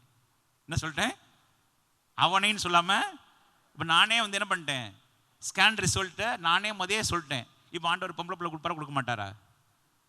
அப்போ நீங்கள் ஆண்டவர்லேருந்து வார்த்தையை பெற்ற பிறகு நீங்கள் எப்படி ஜெபிக்கிறீங்களோ, நீங்கள் ஜெபிக்கிற மாதிரி தான் அவர் என்ன செய்வார், பதில் கொடுப்பார். சில நேரம் யோபு சொன்ன மாதிரி நினைத்த காரியம் நேரிட்டது அஞ்சுன்னு. சில நேரம் இப்படி தான் நம்ம இருக்கிறோம், இப்படி நடந்துருமோ அப்படி நடந்துருமோன்னு. எப்பவுமே நல்லா பாசிட்டிவாக யோசிச்சு ஜெபம் பண்ணுங்க. ஏன் சகரியா மேலே வந்து தேவதன் கோபம் வந்துச்சுன்னு பார்த்தீங்கன்னா, நீ ஜெபிச்சல, எதுக்காக ஜெபிச்ச, பதில் வரும் தானே ஜெபிச்ச, பதில் வந்துருச்சே, நம்ப மாட்டேன்றே. சில நேரம் ஆண்டவருக்கும் கோபம் வரும். அவர் சொல்கிறத நம்ம நம்பணும், அவர் சொல்கிறத நம்ம விசுவாசிக்கணும். நம்ம என்ன பண்ணுறோம், இல்லை இது இருக்காது, இது வாய்ப்பு இல்லை, ஆண்டவரே சொன்னால் கூட நம்பாத ஆளுங்க தான் இன்றைக்கி நிறைய பேர் நம்ம காணப்படுறோம். எங்களுக்கு தெரியாதா அப்படின்னு சொல்லி. என்னென்னா நம்முடைய மூளை அறிவை நம்ம பயன்படுத்தக்கூடாது. நம்ம ஆண்டவருடைய பிள்ளைகளாக காணப்படும் போது ஆண்டவர் இயற்கைக்கு அப்பாற்பட்ட விதமாய் அவர் செயல்படுவார் என்பதை நாம் விசுவாசிக்க வேண்டும். உலகம் சொல்லலாம் எலிசபெத் மலடி, ஆக்கியோன் சொல்லியிருக்கிறார் இருவரும் வயது சென்றவர்கள். ஆனால் தேவனுக்கு வயது சென்றதோ மலடியோ ஒரு பொருட்டே அல்ல. உங்களுடைய வாழ்க்கையிலும் என்னுடைய வாழ்க்கையிலும் வயதோ சூழ்நிலையோ அல்லது மெடிக்கல் ரிப்போர்ட்டோ ஒரு பொருட்டே இல்லை. என் தேவனுக்கு எல்லாவற்றையும் என்ன செய்ய முடியும், மாற்ற முடியும். ஒருவேளை நீங்கள் காலையில் நீங்கள் வந்திருக்கலாம், இதெல்லாம் மாறுமா, இது தேருமா, இது உருப்படுமா அப்படின்னு நம்ம நினைக்கிறோம். நீங்கள் இந்த வார்த்தைகளை கொஞ்சம் மாற்றி சொல்லுங்க, இல்லை ஆண்டவரே இதை நீங்கள் மாற்ற முடியும், இதை சரியாக்க முடியும். இதெல்லாம் பொருந்த மாட்டேந்தோ, குடும்பத்தோடு இணைய மாட்டேந்தோ, அல்லது நீங்கள் நினைக்கிற மாதிரி இருக்க மாட்டேதோ, அந்த காரியத்தை நீங்கள் என்ன செய்யுங்க, கொஞ்சம் பாசிட்டிவாக அப்ரோச் பண்ணி என்ன பண்ணுங்கள், இல்லாண்டவரே இந்த சம்பவம் உண்மை என்றால் நான் விசுவாசிக்கிறேன். இந்த தாமதம் ஒரு தேவனுடைய நன்மை. ஆனால் நடந்தது என்னன்னு பார்த்தீங்கன்னா, நாள் ஒன்று வந்தது, எலிசபெத் பிள்ளையை பெற்றெடுத்தால், யோவான் ஸ்நானன் பிறந்தான். யோவான் ஸ்நானன் யார், ஸ்திரீகளுக்குள்ளே பிறந்தவல்ல, யோவான் ஸ்நானனை காட்டில் வேறு தீர்க்கதரிசி இல்லை. ஆண்டவர் கொடுத்த தாமதமான ஆசீர்வாதம் ஒரு ஸ்பெஷல் எக்ஸ்ட்ராடினரி ஆசீர்வாதம். ஒருவேளை உங்களுக்கு ஆர்டினரி ஆசீர்வாதம் வேணும்னா திருமணமாகி அடுத்த வருஷமே நன்மைகள் நடக்கலாம், நீங்கள் நினச்சவனே நடக்கலாம், இந்த உலகத்தில் இருக்க எல்லாருக்கும் நடக்கிற மாதிரி உங்களுக்கும் நடக்கலாம். ஆனால் யார் யாரெல்லாம் ஆண்டோடைய திட்டத்தில் காணப்படுறாங்களோ அவங்களுக்கு எதுவுமே ரெகுலராகவே இருக்காது. எப்படி இருக்கும், எல்லாமே ரொம்ப வித்தியாசமாக தான் இருக்கும். எல்லாரும் கேள்வி பண்ணுற மாதிரி இருக்கும். எப்படி இருக்கும், எல்லாரும் கேள்வி பண்ணுற மாதிரி இருக்கும். கடைசியாக பார்த்தீங்கன்னா இன்னொரு சம்பவம் ஏற்கனவே உங்களுக்கு தெரிஞ்சது தான்.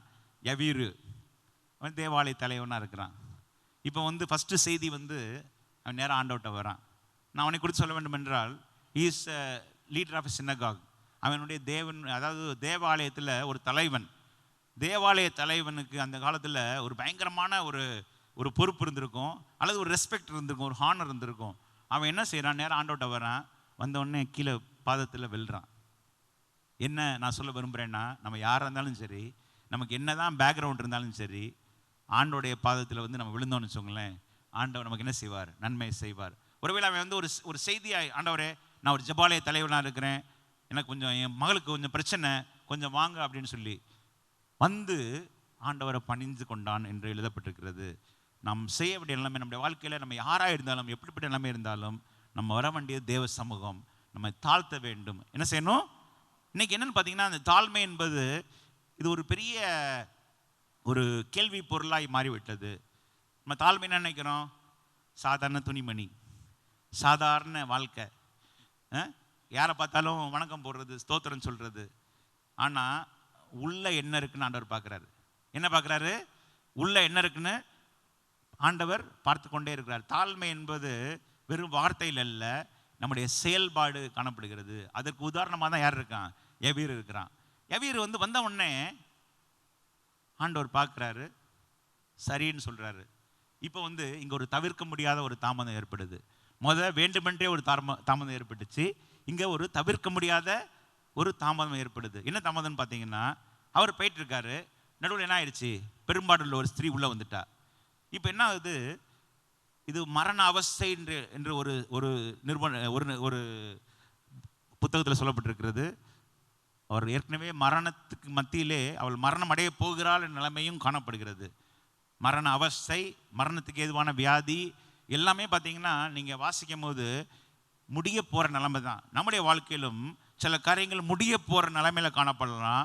ஒருவேளை நம்ம ஆண்டவரை நம்பணும்னா, அவருடைய சமூகத்தில் வந்தோன்னா ஆண்டவர் நமக்கு அற்புதம் செய்ய முடியும் என்பதை நான் இந்த வார்த்தையின் மூலமாக சொல்ல விரும்புகிறேன், நினைவு பூட்ட விரும்புகிறேன், உங்களை உற்சாகப்படுத்த விரும்புகிறேன். நீங்கள் வந்து ஆண்டவர்கிட்ட வர்றான், வந்த உடனே என்ன ஆகுது, கூட அப்படியே போகிறாரு. சரி ரைட், இன்னைக்கு உள்ள மாதிரி டிரான்ஸ்போர்ட்ஸ் கிடையாது. ஆண்டவர் போகும்போது நடுவில் என்ன ஆயிருது, ஒரு சின்ன இன்ட்ரப்ஷன். என்னன்னு பார்த்தீங்கன்னா, அந்த ஸ்திரீ வந்துட்டா. இப்போ பார்த்தீங்கன்னா இதில் ஒரு பெரிய விவாதங்கள் நடக்கிறது. என்னை தொட்டது யாருன்னு கேட்குறாரு. ஒருத்தன் கேட்குறான், இத்தனை பேர் கூட்டமாக இருக்காங்க, உன்னை தொட்டு எப்படி கேட்குறீங்கன்னு. என்றைக்கும் ஆண்டவருக்குள்ளே இருக்கிறவங்க நிறைய பேர் பார்த்தீங்கன்னா விகற்பமான ஆளாக தான் இருப்பாங்க போல், வந்து விவகாரமான ஆள். எதை பேசுனாலும் ஏதாவது ஒன்று சொல்லிடுவாங்க. இவ்வளோ ஆண்டவர் நம்ம ஆண்டோட நெருக்கமாக இருக்கிறோம், நம்ம இப்படி விவகாரமான ஆளாக இருக்கிறோம். விவகாரமான ஆள்னா என்ன அர்த்தம், இந்த வில்லங்கமாக பேசுறது. ஏதாவது இது போதாதே, இவ்வளோ வாங்க முடியுமா, இது நடக்குமா, அவர் வானத்திலிருந்து இதை மதத்தை திறந்தா கூட இது நடக்குமா, இப்படியே வந்து யோசிச்சா கூட தப்பு தான். நீங்கள் பேசக்கூட வேணாம். சபைக்குள்ளே வந்தவொடனே நாம் என்ன பேசுகிறோம், என்ன நினைக்கிறோம், இதெல்லாம் ஆண்டவர் பார்த்துக்கிட்டே இருக்கிறார். ஒரு ஊழியம் நடக்கும்போது நம்முடைய எண்ணங்கள் எப்படி இருக்குன்னு பார்த்தீங்கன்னா, ஆண்டவரை மகிமைப்படுத்துவதாக காணப்படணும். ஆண்டவர் வந்து போயிட்டு இருக்காரு, போகும்போது ஒரு அற்புதம் நடக்குது. அந்த அற்புதத்தை கேட்குறாரு. அதை வந்து ஆண்டவர் என்ன பண்ணுறாரு, அந்த மகள் பார்த்தீங்கன்னா யோசிச்சு பார்த்தீங்கன்னா, இவன் வந்து பாதத்தில் முன்னாடி வந்து விழுறான். எங்கே விழுறான், யார், யவீர். இவளுக்கு முன்னாடி வர்றது கூட பயம். என்னன்னு பார்த்தீங்கன்னா, பின்னாடி இருந்து என்ன பண்ணுறாரு, வஸ்திரத்தை தொடுறா. நீங்கள் ஆண்டவரை முன்பக்கமாக முன்னாடி வந்தாலும் செயல்பட்டாலும் ஆண்டவர் உங்களுக்கு உதவி செய்வார். நீங்கள் பின்னாக நின்று ஆண்டவரை நீங்கள் அப்ரோச் பண்ணால் கூட ஆண்டவரால். ஒருவேளை நீங்கள் வித்தியாசமான பின்னணியில் ஆண்டவரை இருந்து நீங்கள் அப்ரோச் பண்ணலாம். ஒருவேளை நீங்கள் நினைக்கலாம், ஆண்டவர் கிறிஸ்தவருக்கு மட்டுமல்ல, எல்லோருக்கும் ஆண்டவர். அதை மறந்துடாதீங்க. நமக்கு மட்டும் ஆண்டவர் இல்லை, எல்லோருக்கும் ஆண்டவர். முந்தினோர் பிந்தினோராயும் பிந்தினோர். நம்ம நினைக்கிறோம் இன்னைக்கு விசுவாசத்தில் அநேகர் ஃபாஸ்ட்டாக போயிட்டு இருக்காங்க. நம்ம 25 வருஷமா 30 வருஷமா சர்வீஸில் வந்து உட்காந்துக்கிட்டு நல்ல வார்த்தைகளை கேட்டு என்ன பண்ணுறோம், நல்லா பிரியாணி சாப்பிட்டுக்கிட்டே இருக்கிறோம். ஆனால் ரசம் சாப்பிட்றவங்க அநேகர் பார்த்தீங்கன்னா ஆண்டவர் என்ன பண்ணுறாங்க, ரொம்ப கெட்டியாக பிடிச்சிட்டு இருக்காங்க. மறந்துடக்கூடாது. சில நேரம் ஆண்டவர் பார்த்துட்டே தான் இருப்பார். எவ்வளோ கொடுத்தேன் உனக்கு, எவ்வளோ செஞ்சேன், நீ இல்லைப்பா, நீ சரிப்படாதுன்னு என்ன பண்ணுவார், வேற ஏதாவது கற்கள் கூப்பிடும் நீ பேசாவிட்டால் என்று சொல்லி ஒரு பழைய பாடு இருக்குது. நம்ம பேசாமல் இருந்தாலும் ஆண்டவர் செய்வாருங்க. நம்ம பேசாமல் இருந்தால் நம்ம நினச்சிக்கிறோம் செல்வின் இல்லாமல் அந்த உலகம் நடக்காதுன்னு. கிடையாது. அவர் 1000 செல்வின் 1,00,000 செல்வினை உருவாக்க முடியும். நீங்கள் நானும் இல்லைன்னா கூட ஆண்டவரால் ஒரு சபையை உருவாக்க முடியும், சபையை நிரப்ப முடியும், சபையை அவர் ஆசீர்வதிக்க முடியும். ஆனால் நம்ம என்ன பண்ணுறோம், நம்முடைய சில செயல்பாடுகள். ஆண்டவரே, இந்த ஸ்திரீ பின்னாடி வந்து தொடுறா, என்ன காரணம்னா பயம். நீங்கள் பயத்தோடு ஆண்டவரை நீங்கள் கட்டாயம் ஆண்டவரை ஃபாலோ பண்ணலாங்க. ஆனால் அந்த பயத்தை ஆண்டவரால் நீக்க முடியும். என்ன ஆகுது, ஆண்டவர் பார்க்குறாரு. அவருடைய பிரச்சனை என்ன என்பதை சொல்ல ஆண்டவர் விரும்பவில்லை. ஆனால் ஆண்டவருக்கு செய்த அற்புதங்களை மற்றவர்கள் அறிந்து கொள்ள வேண்டும், எப்படி நடந்துச்சுன்றதை ரெக்கார்ட் பண்ணுறதுக்கு தான் அவர். ஒருவேளை ஆண்டவர் தொட்டுட்டு போயிருக்கலாம், தொட்டு போயிருந்தா இன்னைக்கு இந்த இன்சிடென்ட் ரெக்கார்ட் ஆகிருக்காது. இன்னைக்கு வேதத்தில் முக்கியமானது என்னன்னு பார்த்தீங்கன்னா, அந்த 12 வருஷமாய் இப்படி 18 வருஷமாய் 39 வருஷமாய் இதெல்லாம் வந்து இயர்ஸ் ரெக்கார்ட் பண்ணியிருக்கு. என்ன காரணம், உங்களுடைய வாழ்க்கையினுடைய வாழ்க்கையிலும் அதிக நாட்களாய் நீண்ட நாட்களாய் தீராத ஒரு பிரச்சனைக்கு தீர்வு என் தேவனாலே முடியும்.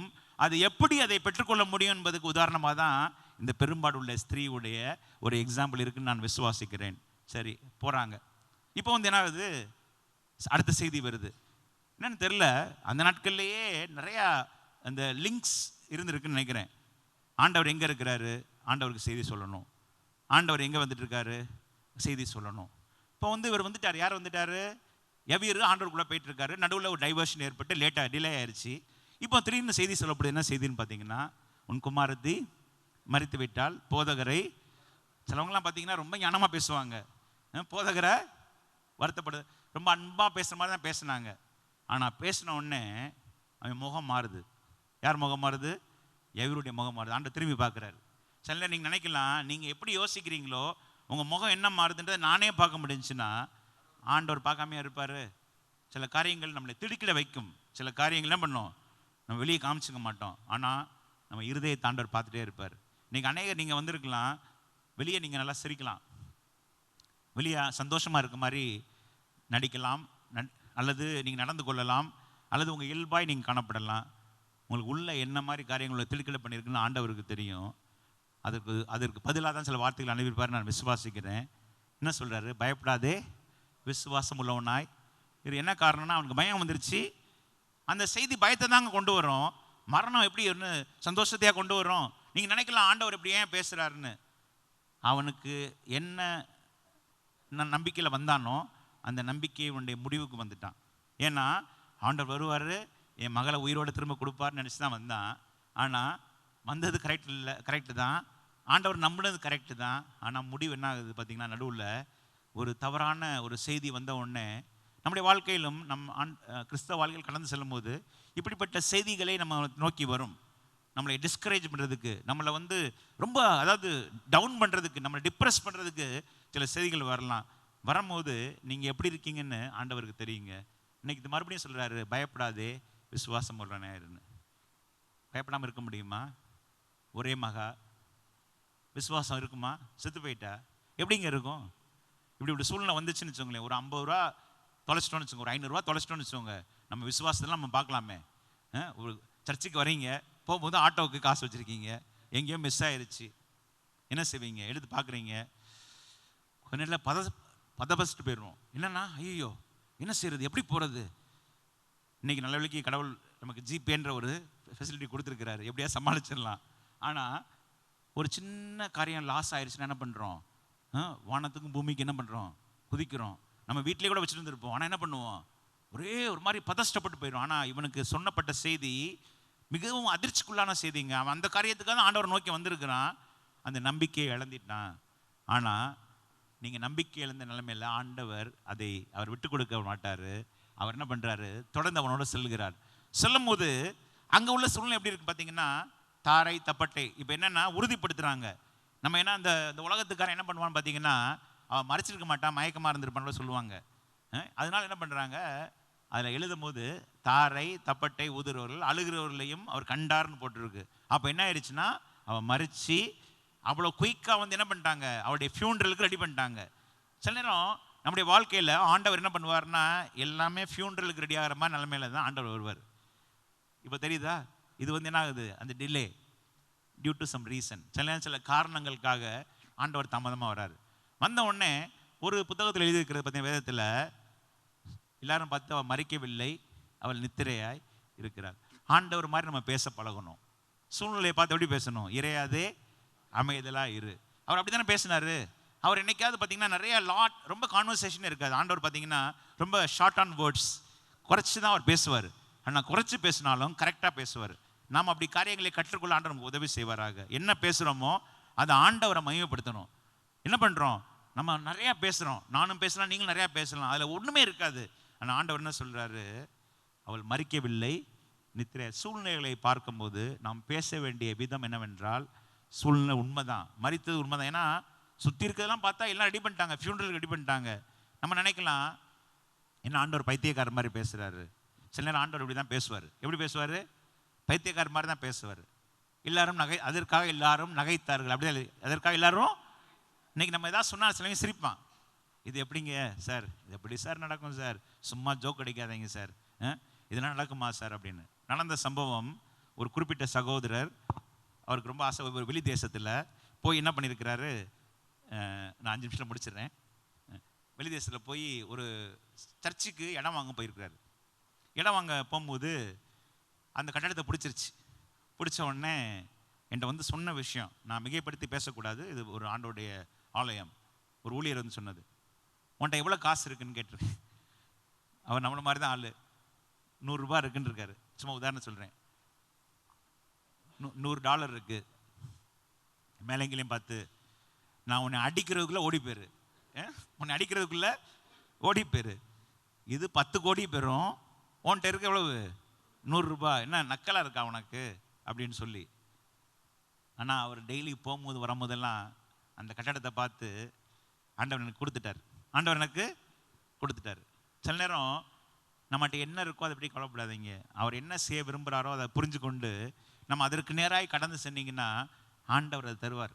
நினைக்கிறதுக்கும் எண்ணிக்கொள்வதற்கும் வேண்டுவதற்கும் அதிகமாய் கிரியை செய். என்னை விசுவாசிக்கிறவன் நான் செய்கிற அதை காட்டிலும் பொறாமை இல்லாத ஒரே ஆள் யார்? ஆண்டவர் ஒருத்தர் தான். ஏன்னா அவ்வளவு அவரை மறுதளிச்ச பேதருடைய நிழல் பட்டு சொஸ்தமானாங்கன்னு எழுதியிருக்குது. ஆண்டோடைய நிழல் பட்டு, பவுலுடைய உருமாலை பற்றி, கச்சையை பற்றி எல்லாம் சுகம் பண்ணாங்க. ஏன்னா நம்ம ஆண்டவர் ஒருத்தர் தான் நம்மளை மாதிரி நம்மளோட அதிகமான நல்ல தந்தையுடைய இருதயத்தை கொண்டவர். எப்படி ஒரு தாய் தகப்பன் தன்னோட பிள்ளை நல்லா படித்து பெரிய ஆள் ஆகணும், என்றைக்கும் தாய் தகப்பனுக்கு பிள்ளைங்க மேலே பொறாமையே வராது.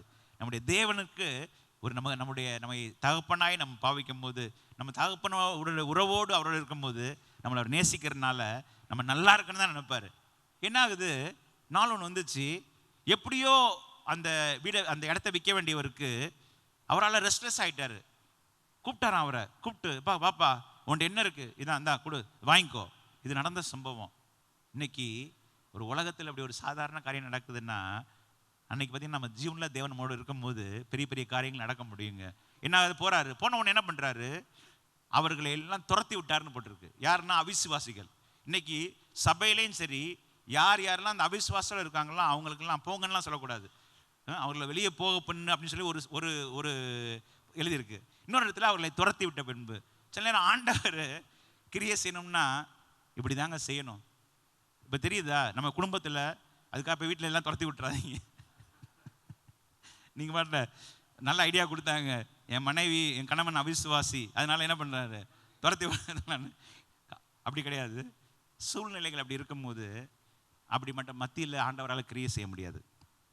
சில நேரம் ஏன் ஆண்டவர் கிரியை செய்யலைன்னா, எங்கே நெகட்டிவ் வைப் இருக்கோ அந்த இடத்துல ஆண்டவரால். ஏன்னா நம்ம ஆண்டவரை புரிந்து கொள்கிற விதம் அப்படி பார்த்தீங்கன்னா, அவர் சர்வ வல்லமை உள்ள தேவன், எல் ஷடாய் அப்படின்னு அர்த்தம். அந்த வார்த்தை பார்த்தீங்கன்னா அவருக்கு எல்லாமே முடியுங்க, எல்லாமே முடியும். இதுதான் அதுதான் இல்லை, எல்லாமே முடியும். என்ன ஆகுது, உள்ளே போகிறாரு, எழுப்பி விடுறாரு. அப்போ உங்கள் வாழ்க்கையில் நீங்கள் அவரை அழைச்சிட்டிங்கன்னு வச்சுக்கோங்களேன், நீங்கள் அவரை அழைச்சி அவர் உங்களை நோக்கி வந்துட்டாருன்னா, அவர் என்ன செய்ய விரும்புகிறாரோ அது செய்யாமல் போகவே மாட்டார். நீங்கள் நினைக்கலாம், நடுவில் ஒரு தடங்கள் வந்துருச்சே அல்லது முடிஞ்சிருச்சே, இதுக்கு பிறகு எப்படி ஆரம்பிக்கும்னு சொல்லி.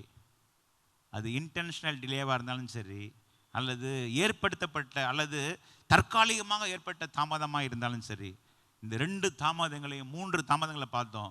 எப்படிப்பட்ட தாமதமாக இருந்தாலும் அந்த தாமதங்களை ஆண்டவர் என்ன பண்ணுறாரு, அது மாற்றி ஒரு ஆசீர்வாதத்தை தரார். இன்றைக்கி அதை நம்புனீங்கன்னா நீங்கள் என்ன செய்யுங்க, ஆண்டவர்கிட்ட போய், ஆண்டவரே நான் இவ்வளோ வார்த்தையை கேட்டிருக்கேன், எவ்வளோ விசுவாசிச்சிருக்கிறேன், இன்றைக்கி என் வாழ்க்கையில் நீங்கள் அற்புதம் செய்ய முடியும்னு சொல்லி நீங்கள் என்ன செய்யுங்க, ஆண்டவர்கிட்ட ஜெபம் பண்ணுங்க. ஆண்டவர் உங்களுக்கு உதவி செய்வார். ஒரு பாடலின் கவியை பாடி என்னுடைய வார்த்தையை நான் முடிக்க விரும்புகிறேன். அவர் வாக்கு பண்ணினவர் மாறிடார், வாக்குத்தத்தம் நிறைவேற்றுவார். சோர்ந்து போகாதே, நீ சோர்ந்து போகாதே, உன்னை அழைத்தவர் உண்மை உள்ளவர், அவர் மனிதன் அல்லவே பொய் சொல்வதில்லையே, அவர் உண்மை உள்ளவர், வாக்கு தந்தவர், சிறந்தவர், சிறந்ததை தருபவர், ஏமாற்றங்கள் இல்லையே. இன்னைக்கு ஒருவேளை நீங்கள் சோர்ந்து போய் வந்திருக்கலாம், ஏமாற்றத்தோடு வந்திருக்கலாம். ஆனால் இந்த வார்த்தை, இந்த பாடலின் வரிகள் உண்மை என்றால், அதை நீங்களும் நானும் ருசிக்க வேண்டும் என்றால், நம்ம ஆண்டவரை, அவர் மாற மாட்டார். அவர் சொன்னார்னா அதை செய்து தான் முடிப்பார். ஏன்னா 23 அவர் பொய் சொல்ல மனிதல்ல, மனமாற அவர் சொல்லியும் சொல்ல நிறைவேற்றாதிருப்பார், வசனத்தையும் நிறைவேற்றாதிருப்பார்னு போட்டிருக்கு, எழுதப்பட்டிருக்கிறது. உங்களுடைய வாழ்க்கையில் அவர் என்னென்ன சொன்னாரோ அது எல்லாவற்றையும் அவர் செய்து முடித்து, நீங்கள் எதற்காக அவரை தேடி வந்தீங்களோ, நீங்கள் தேடி வந்த எல்லாருக்கும் அவர் அற்புதம் செஞ்சார். முன்பாக வந்த எவருக்கும் செய்தார், பின்பாக வந்த இந்த பெரும்பாடுள்ள ஸ்திரீக்கும் செய்தார். அப்படி செய்யும் போது அடுத்தது கடைசியாக ஒரு வார்த்தை பார்த்தீங்கன்னா, அவர் ஏன் தாமதம் பண்ணுகிறார் பார்த்தீங்கன்னா, அவர் ஒரு காரணமாக இன்னும் அநேக தேவனை விசுவாசிக்கணும் தான் அவருடைய வருகை தாமதமாக இருக்குது. நம்ம நினைக்கலாம், அவர் வருகை ஏன் தாமதம், அவர் வருகைக்கு தாமதத்துக்கு காரணம் என்னவென்றால், இன்னும் அநேகர் ஆண்டோடைய பிள்ளைகளாய் மாற வேண்டும் என்று அதுக்காக தான் காத்திருக்கிறார். 1 பேதுரு 3:9 வாசி பார்த்தீங்கன்னா, தாமதிக்கிறார் என்று சொல்லுகிறபடி அவர் அநேகர் ஆண்டோடைய பிள்ளைகளாய் மாறணும் தான் தாமதமாக இருக்கிறார். நீங்கள் நினைக்கலாம், நம்ம ஸ்பிரிச்சுவலாக காலப்படுறோம், அநேகர் ஏன் ஆண்டவர் வருகை பற்றி பேசுகிறாங்க, ஏன் வரலையே அப்படின்னு சொல்லி. ஆனால் ஒன்று அநேகர் ஆண்டவரை ஏற்றுக்கொள்ளலாம், அதுதான் அவர் தாமதமாக இருக்கிறார். எல்லா தாமதத்துக்கும் ஒரு காரணம் இருக்குங்க, அதில் ஒரு நன்மை இருக்குது, ஒரு ஆசீர்வாதம் இருக்குது. ஏன்னா ஏசாயால அநேகரை பங்காய் கொடுப்பேன்னு சொல்லிக்கிறார். என்ன சொல்லிக்கிறாரு, மெஜாரிட்டி ஆஃப் த பீப்புள் நம்ம ஆண்டவர்கிட்ட வரணும். நம்ம நினைக்கிறோம் இப்படிதான், இதுக்கு பிறகுலாம் மாறாது, தேசங்கள் மாறாது, சூழ்நிலைகள் மாறாது, இப்படி தான் அப்படிதான் சொல்லி முடிவு பண்ணாதீங்க. ஆண்டவர் ஒரு நோக்கத்தை வச்சிருக்கிறாரு, நம்ம தேசத்தை தொடுவதற்கு ஒரு நோக்கம் வச்சிருக்கிறாரு. நம்ம இந்திய தேசத்தை தொடப்படணும், இந்திய தேசத்தோட இன்னும் அதிகமாக என்ன பண்ணணும், ஆண்டோடைய நாமம் மையப்படணும். நீங்கள் நடக்கிற காரியங்கள் எல்லாமே சபைக்கு விரோதமாய், சபைகளுக்கு ஸ்தாபனங்களுக்கு விரோதமாக எழும்பும் போது ஆண்டவர் செயல்படுவார். நம்ம நினைக்கலாம், எல்லா ஸ்தாபனங்களும் நாள் ஒன்று வரும் மூடப்படலாம், ஆனால் ஆண்டவர் வேறு விதமாக திறப்பார். யாரை வச்சு மூடினாரோ அவனை வச்சு திறக்க முடியுங்க. அதான் நம்ம ஆண்டவர் சிறந்தவர். என்னென்னா பார்த்தீங்கன்னா, யாரை சவுலாக இருந்தாலும் அவனை தான் பவுலாக மாற்றுவார். நம்ம செய்ய வேண்டியது என்னென்னா, அப்படிப்பட்ட சவுலுக்காய் நம்ம ஜெபிக்கணும். நம்ம ஜெபிக்க ஆரம்பிக்கும் போது எந்த மனிதன் தேவையில்லை என்று சொன்னானோ அந்த மனிதனை வைத்து ஆண்டவர் பயன்படுத்துவார். ஆண்டோடைய நாம் மையப்படுவதாக. வாக்கு பண்ணினவர் மாறிடார், வாக்கு பண்ணினவர் மாறிடார், வாக்கு தத்தம் நிறைவேற்றுவார். வாக்கு பண்ணினவர் மாறிடார், வாக்கு தத்தம் நிறைவேற்றுவார். அவர் மனிதன் அல்லவே, பொய் சொல்வதில்லையே, அவர் உண்மையுள்ளவர், வாக்கு மறப்பதில்லையே. வாக்கு சந்தவர், சிறந்தவர், சிறந்ததை தருபவர், ஏமாற்றங்கள் இல்லையே. வாக்கு தந்தவர், சிறந்தவர், சிறந்ததை தருபவர், ஏமாற்றங்கள் இல்லையே. சோர்ந்து போகாதே, நீ சோர்ந்து போகாதே, சோர்ந்து போகாதே, உன்னை அழைத்தவர் உண்மையுள்ளவர். காலங்கள் கடந்ததோ, தாமதம் ஆனதோ, வாக்கு தத்தங்கள் உன் வாழ்வில் குலைந்ததோ, தாமதம் ஆனதோ, தாமதம் ஆனதோ, வாக்கு தத்தங்கள் உன் வாழ்வில் குலைந்ததோ. வாக்கு தந்தவர், சிறந்தவர், சிறந்ததை தருபவர், ஏமாற்றங்கள் இல்லையே. வாக்கு தந்தவர், சிறந்ததை தருபவர், ஏமாற்றங்கள் இல்லையே. சோர்ந்து போகாதே, நீ சோர்ந்து போகாதே, சோர்ந்து போகாதே, உன்னை அழைத்தவர் உண்மை உள்ளவர். ஒரு உண்மையுள்ள சாட்சியை சொல்லி நான் முடிக்கிறேன். 2 நிமிஷம் தான். ஒரு சபைக்கு போயிருந்தப்ப உபாகமம் 7ஆம் அதிகாரத்திலேருந்து நான் ஒரு வார்த்தை சொன்னேன். நான் அன்றைக்கி சரியான ஆயத்தத்தோடு போகல, ஏற்கனவே ஒரு ரெடி பண்ண ஒரு ஓடோட தான் அன்றைக்கி போயிருந்தேன். வேறு வழி இல்லாமல் போயிருந்தேன். அவங்க ரொம்ப அலட்டிக்கிட்டதுனால 7:13 அதில் உனக்குள்ளாயிலும் உன் மிருக ஜீவனுக்குள்ளாயிலும் ஆணிலாயிலும் பெண்ணிலாயிலும் மலடு இருப்பதில்லை. இந்த வார்த்தையை நான் சொல்லிட்டு வந்துட்டேன். எனக்கு அங்கே உள்ள மக்களுடைய பிரச்சனையும் தெரியாது, என்னன்னு தெரியாது. அந்த போதருடைய பிள்ளைங்க வந்தாங்க, ஐயா நல்லா பேசுனீங்க, எல்லாம் அப்படி தான் சொல்லுவாங்க. பொதுவாக அப்படி சொன்னால் நான் ரொம்ப அதை பெருசாக எடுத்துக்க மாட்டேன். என்ன காரணம், எனக்கு தெரியும், என் உயரம் எனக்கு தெரியும், நான் என்ன பேசுனேன்னு எனக்கு தெரியும். நான் அப்படி ரொம்ப தீர்க்கதரிசி கிடையாது, ரொம்ப ப்ராஃபட்டிக்கலான கிடையாது. அந்த வார்த்தையை அவங்க ஏற்றுக்கொண்டாங்க. நாள் ஒன்று வந்துச்சு, அந்த போதருடைய குடும்பம் வந்தாங்க. ஐயா என் மச்சினிச்சி ரொம்ப நாளாக கன்சீவாமல் இருந்தா, அவள் கன்சீவாக இருக்கிறா. ஓகே ஓகே, இப்போ என்ன ஆயிரும், ஒரு சந்தோஷம் வந்துடும். நான் அதை பெருசாக எடுத்துக்கல. ஏன்னா எனக்கு நான் அந்த வார்த்தையை கொடுத்த எனக்கு அந்த நம்பிக்கை இருந்துச்சான்னு தெரில. நாள் இன்னும் நாள் கழிச்சு வந்தாங்க. பிரதர் எங்கள் சபையில் 6 பேர் கன்சீவாக இருக்கிறாங்க. என்ன சொல்ல விரும்புகிறேன்னா, நான் காரணம் இல்லை, இந்த வார்த்தை காரணம், இந்த வார்த்தை காரணம். அப்போ இந்த வார்த்தையை நம்பும் போது அவர் எல்லாத்தையும் மாற்ற முடியும். இன்னொரு இடத்துல சொன்னேன், நீ அவசரப்படாத, இஸ்மவேல் வந்துடுவான்னு சொல்லி. என்ன சொன்னேன், இதுவும் ப்ராஃபிட்டிக்கல் வேர்டாக நான் சொல்லக்கூடாது, ஸ்பான்டேனியஸாக சொல்லிட்டேன். நீ அவசரப்படாத, இஸ்மவேல் வந்துடுவான். ஒரு போதருடைய மனைவி தன்னுடைய வேலையை ராஜினாமா பண்ணணும்னு யோசிச்சிருக்கிறாங்க. அந்த சபை போதவர் தான் என்னை கூப்பிட்டுருந்தார், நல்லா ஜெபிக்கக்கூடியவங்க. ஒரு நாள் வீட்டுக்கு வந்தாங்க, அண்ணே நான் வேலையை ராஜினாமா பண்ண வந்தேன், நீங்கள் என்ன சொன்னீங்க, அவசரப்படாத இஸ்மவேல் வந்துடுவான்னு. இன்றைக்கி எனக்கு மேனேஜ்மெண்ட் போஸ்ட்லேருந்து ஒரு கவர்மெண்ட் போஸ்ட். என்ன சொல்ல விரும்புகிறேன்னா, ஒரு சின்ன வார்த்தை, அவசரப்படாத இஸ்மவேல் வந்துடுவான். அதை அவங்க அலட்சியமாக எடுத்துருக்கலாம். அவங்க அது சீரியஸாக எடுத்து என்ன பண்ணியிருக்காங்க, வேலையை ராஜினாமா இருந்தாங்க. சரி ரைட், அது முடிஞ்சிருச்சு. நான் யோசித்தேன், நம்ம வார்த்தை என்ன பெரிய வார்த்தை அப்படின்னு. ஆனால் என்ன பார்த்தீங்கன்னா, இப்போ தான் அந்த வார்த்தையுடைய அர்த்தத்தை நான் புரிஞ்சுக்கிட்டேன். 2 வருஷத்துக்கு முன்னாடி கணவர் அவங்க மறைச்சிட்டாங்க. இன்றைக்கி அந்த வேலை தான் அவங்களுக்கு ஒரு ஆதாரமாக இருக்குது. அப்போ ஆண்டவர் 15 வருஷத்துக்கு முன்னாடி ஒரு வார்த்தை சொன்னார்னா, அந்த வார்த்தையில் உங்களுக்கு எவ்வளோ வார்த்தை நீங்கள் கேட்டிருப்பீங்க. ஏன் அந்த வார்த்தையை நம்ப மாட்டேன்றீங்க, ஏன் விசுவாசிக்க மாட்டேன்றீங்க, ஏன் அதை நீங்கள் உங்களால் ஏற்றுக்கொள்ள முடியலை. அது சாதாரண வார்த்தை. நான் பேசும்போது ஒருவேளை ரொம்ப ஆவியில் நனைஞ்சு அற்புதம் அபிஷேகம் அதெல்லாம் நான் சொல்வதற்கு தகுதியுள்ளவன் நான் அல்ல. ஆனால் ஒன்றே ஒன்று, நான் ஆண்டோடைய வார்த்தையை சுமக்கும் போது அவர் வார்த்தையை மகிமைப்படுத்துகிற தேவன். அந்த மகிமைப்படுத்தி என்ன செய்கிறாரு, உனக்குள்ளாயிலும் உன் மிருகஜீவனுக்கும் ஆணிலாயும் பின்னாலும் மலடு இருப்பதில்லை. அந்த வார்த்தைக்கு அவ்வளவு ஒரு முக்கியத்துவம் யார் யாரை கொடுத்தாங்களோ அவங்க வாழ்க்கையில் எல்லாமே அவங்க எதிர்பாராத அநேக அற்புதம் நடக்குது. அந்த வார்த்தை இன்றைக்கி ஜீவனுள்ளதாக இருக்கிறது. ஒருவேளை அது இது குழந்தை மட்டும் இல்லைங்க, எது எதெல்லாம் மறித்து போயிருக்கோ, எதெல்லாம் நடக்கலைன்னு நினச்சிங்களோ, எது எதெல்லாம் முடிஞ்சுன்னு நினச்சிங்களோ, அதில் ஒரு புதிய துவக்கத்தை இந்த புதிய வருடத்தில் ஆண்டவர் உங்களை செய்து அவருடைய நாமத்தை உங்கள் மூலமாக மகிமைப்படுவார் நான் விசுவாசிக்கிறேன். எல்லா துதிக்கு நம்ம ஆண்டவருக்கே செலுத்துகிறேன். பேசின வார்த்தைகளுக்காய் கரங்களை உயர்த்தி கர்த்தருக்கு நன்றி சொல்வோம். கர்த்தருடைய வார்த்தை பொய் சொல்லாது. எதற்காக அவருடைய வார்த்தை அனுப்பப்பட்டதோ அவருடைய வார்த்தை அந்த வேலையை செய்யும். என் வசனம் விருதாவாய் திரும்புகிறதில்லை, நான் அனுப்பின காரியமாய் செய்யும்படி வாய்க்கும். கைகளை உயர்த்தி கர்த்தருக்கு நன்றி செலுத்துவோம். சர்வவல்லமையுள்ள தேவனே, எங்கள் பரலோக பிதாவே, இந்த காலையில் உடைய வார்த்தைகளை கேட்டோம். உடைய வசனம் தன் வேலையை செய்கிறது, அதற்காக ஸ்தோத்திரம். எங்கள் கரத்தில் நீர் கொடுத்த உடைய வார்த்தை ஜீவ வார்த்தை.